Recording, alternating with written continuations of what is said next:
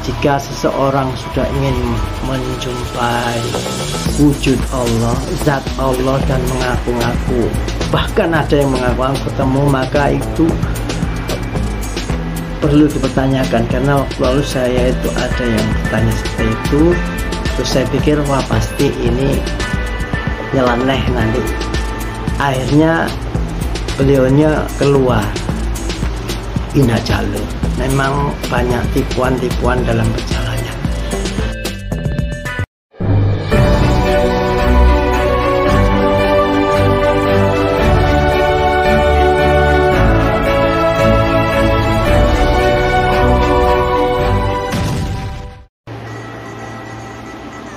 Assalamualaikum warahmatullahi wabarakatuh. Bagaimana kabarnya teman-temanku semua, saudara-saudaraku, semoga sehat walafiat dimanapun berada.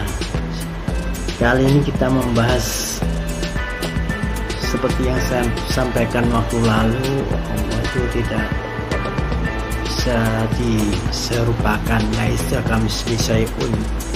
Seperti yang disampaikan Quran surat Asy-Syura ayat 11, laisa kamitslihi syai'un, tiada satupun yang menyerupai Allah. Karena kemarin masih ada pertanyaan bagaimana wujud Allah. Wujud Allah itu tidak bisa dipahami. Jika seseorang sudah ingin menjumpai wujud Allah, zat Allah, dan mengaku-ngaku, bahkan ada yang mengaku ketemu, maka itu perlu dipertanyakan. Karena waktu lalu saya itu ada yang bertanya seperti itu, terus saya pikir wah pasti ini nyeleneh nanti. Akhirnya beliaunya keluar, indah jalur. Memang banyak tipuan-tipuan dalam perjalanan. Jadi kalau zat Allah itu seperti yang dijelaskan dalam Al-Quran, itu dulu Nabi Musa dan jamaah beliau itu juga bertanya dan ngeyel bahwa ingin ketemu wujud Allah. Sudah disampaikan bahwa tidak akan mampu. Buktinya akhirnya semuanya mati, tidak bisa menahan, mampu, bahkan gunung pun meledak. Akhirnya dibangkitkan kembali agar ada saksi. Jadi seperti itu juga kalau kita itu ingin tahu zat Allah, wujud Allah, itu perlu harus waspada, karena itu sedikit melenceng saja itu sudah bisa merubah ketauhidan kita, iman kita. Karena tentu saja ada syarat-syaratnya. Kalau yang seperti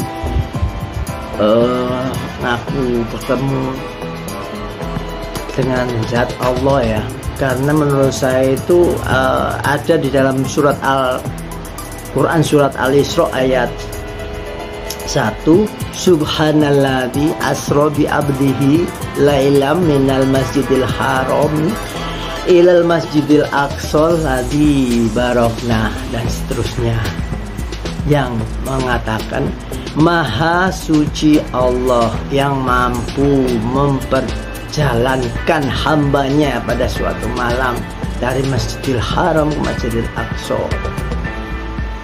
Diawali dengan Maha suci Allah, maka apabila kondisinya itu memang Maha suci Allah, memang harus suci. Jika hamba seperti Kanjeng Nabi tidak dalam suatu momentum itu ada perintah untuk bertemu Allah, yakni perintah menjalankan sholat. Jadi tidak serta-merta asal-asalan bisa mengaku. Jika ada yang mengaku-ngaku zat Allah, nah itu perlu dipertanyakan. Syekh Abdul Qadir Jailani begitu juga.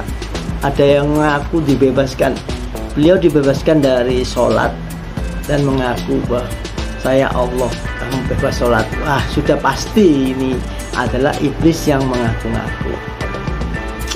Jadi mari kita perbaiki semua, bahwa tidak semudah yang bayangkan. Harus ada mi'raj, dan itu statusnya harus makam level tertentu dan ada tugas yang bersangkutan, jadi harus berkedudukan di akhirat. Bukannya kalau dengan bisa ya latihan lah, ketemu presiden aja begitu sulitnya, apalagi ketemu Allah. Jadi kita latihan dulu ketemu Pak RW, Pak RT dan sebagainya, agar kita berlatih dulu bagaimana ketemu itu, menyiapkan diri. Demikian ngomong dipahami teman-teman. Wabillahi taufiq wal hidayah. Wassalamualaikum warahmatullahi wabarakatuh.